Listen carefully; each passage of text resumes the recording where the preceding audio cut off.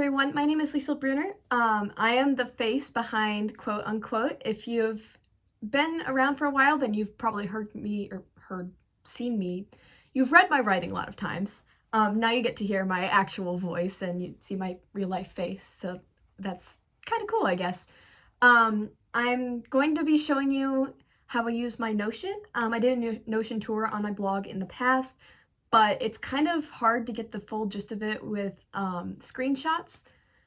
And so I decided that this time would be a little easier to show you and a little more fun to show you around my Notion with a video. So today, that's what I'm going to be doing. My Notion has changed a lot since I last did a tour, and I'm just going to show you how I used mine and how you can maybe use yours. All right. So the first thing I want to note is that I recently got an iPad. I'm kind of using it as a replacement for my laptop because my laptop's kind of old. And it's a little smaller than my laptop. It's a 10.9-inch screen. And I designed my Notion on my computer, so everything's going to look a little bit squished. It's not too much of a problem. I'm definitely going to redesign it probably in the future, but it's just going to be maybe a little bit weird looking. I promise that's not how it usually looks. So this is my home screen. This is what I always see when I boot up my app. This is what I set my browser to open to on my computer. So this is just like my hub. I have a to-do list. Wow. I changed this Bible verse up here to whatever I need right now. So right now I just need a little bit of rest. So I changed it to Matthew 11:28. It doesn't always stay the same. So I have a to-do list on the left side here. This is my daily to-do list. The tasks change every single day. So today, obviously, I'm recording my Notion tour, so I can just, bam, check that off because I'm doing it right now. This is where I keep my tasks. You can make subtasks. I really like that. I like bullet points and like nested things, and just, it's so orderly. I love it. And then I have a little table of contents. Now you can access all your Notion pages from this sidebar here. It's just that like it gets like even more squished when you look at it that way. So I prefer to have them all on the left side here. This is where I keep, my index of pages, and I can just see it at a glance. And then my projects to work on, that's just things that are ongoing that I need to have like in the back of my mind. Like things like, clean out my Spotify. I meant to do that. I've been meaning to do that for a while, and so I put it on my list. So whenever I open it up in my Notion, it would just remind me, and then I finally did it. And then I like all that fun stuff.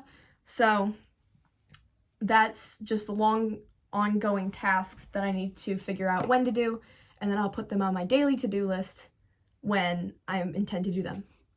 On the right side here, I just have a little widget. That's my just little clock. I know I have a clock on the left corner of my device. It's just kind of fun to see the trails and all that. There's a great website where you can get lots of widgets and stuff like this. It's really customizable. I can give you guys the link to it if you'd like to check it out. And then I also have just a couple of little posts that I got from Pinterest that just inspire me. Sometimes when I'm just having a bad day, it really helps me. I just read them and I'm like, you know what? Yeah, they're right. And then in the middle here, I have my calendar. And this isn't like a regular calendar. I also use Google Calendar. That keeps track of all my appointments and stuff like that. This is just kind of for my personal use. There's not really anything on it for January because I haven't really been doing a whole lot. Actually, though, I use it to keep track of when I send and receive letters. So today, I am sending a letter to my friend M. So autocorrect doesn't like her name, apparently. I'm going to just really quickly put that in envelope, or mailbox, I guess, to show that this is the day that I sent a letter, and then when I get the letter back, I'll put it in. So you can see that okay, this is a good one. So November, I was doing, these little ones with the pens. These are content library lessons. The Young Writers Workshop that I use, I love it. They have a really great content library full of all sorts of things for young writers. And so every time I do one, I put it in. So then you can see right here on the 16th, I sent a letter to my friend Chloe. If you go back here, you can see that, I'm not actually seeing many. Oops. Not actually seeing many.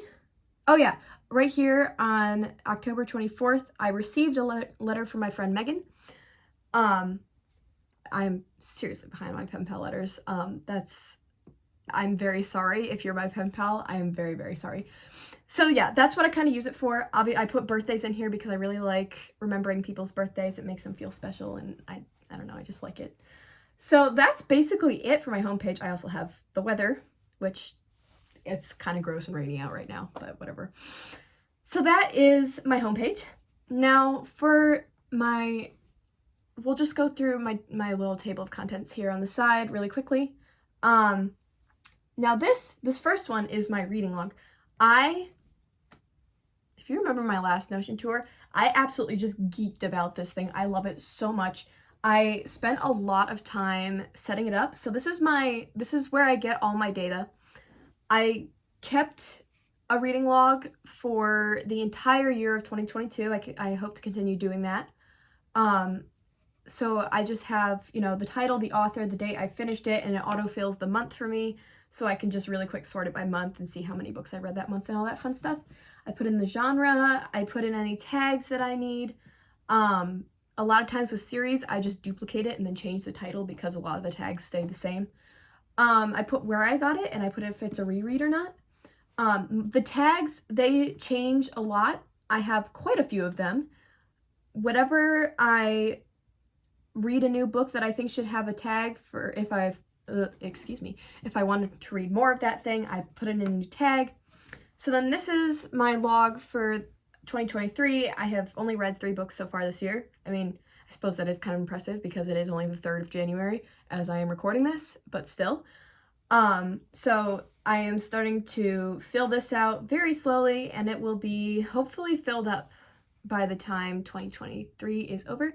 And so yeah, so if you saw my post from 2 weeks ago, or it was the last week of December, last week of 2022.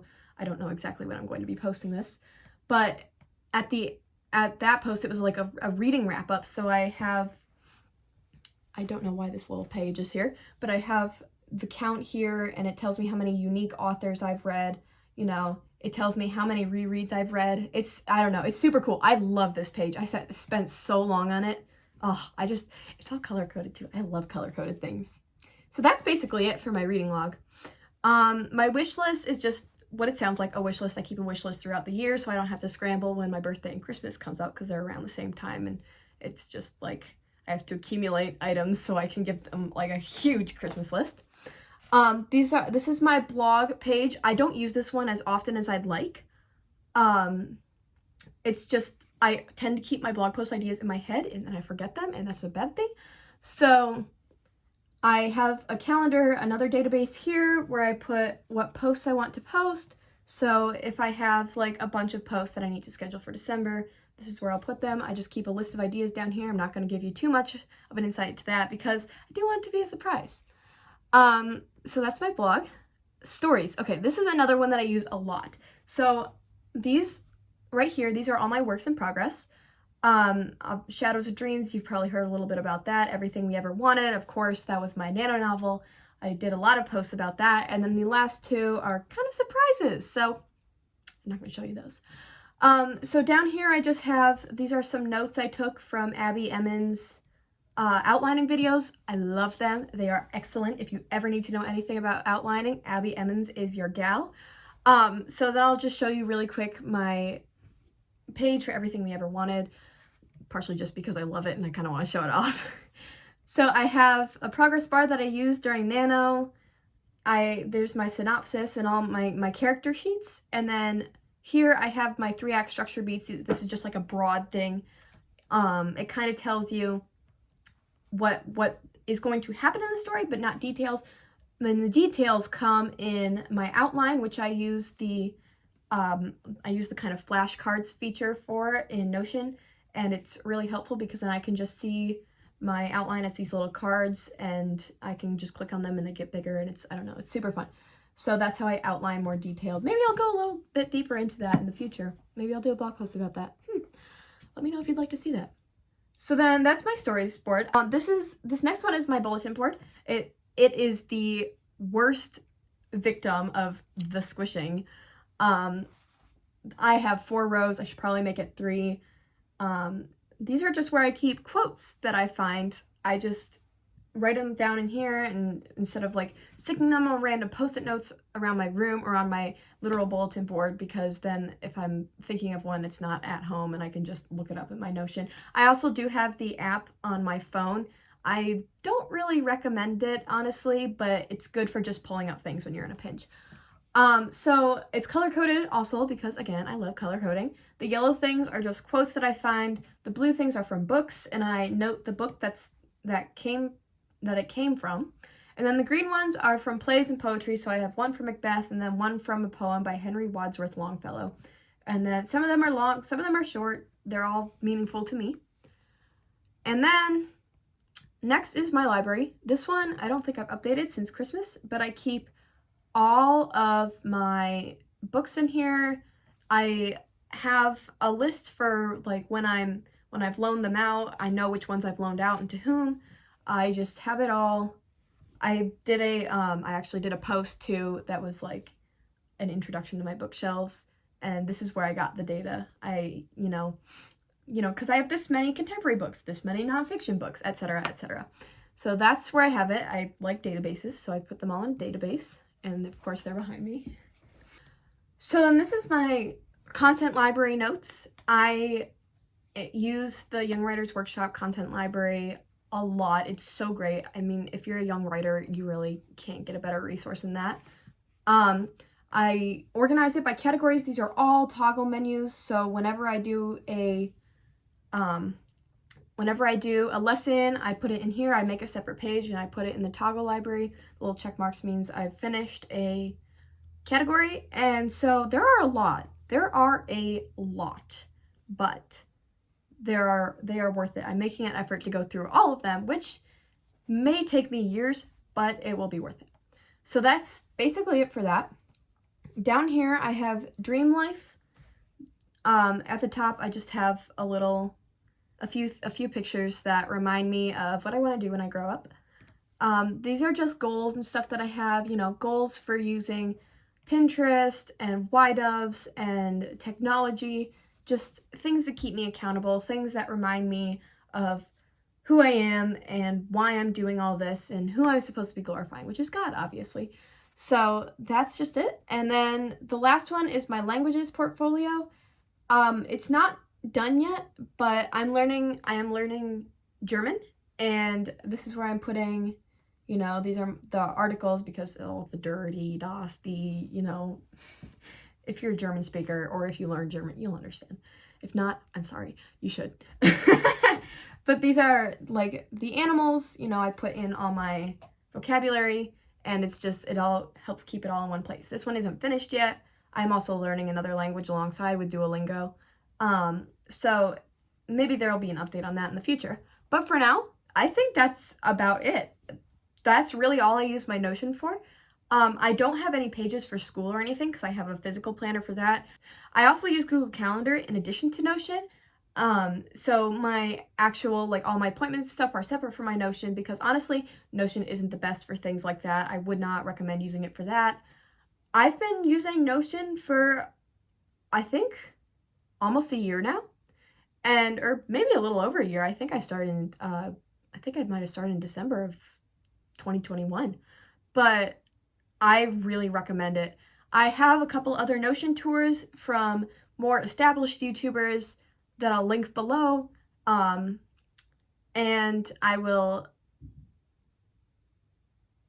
was the cat jumping off of the counter. He's a bad cat. So there are some other Notion tours that I'll link below. I'll link the site to Notion, obviously, and I'll link those widgets that I told you about. And I really hope this has inspired you to start using Notion because I think it's really, really great and it'll really help you boost your productivity. So thank you so much for watching. I hope I didn't bore you, and I'll see you next time. Bye!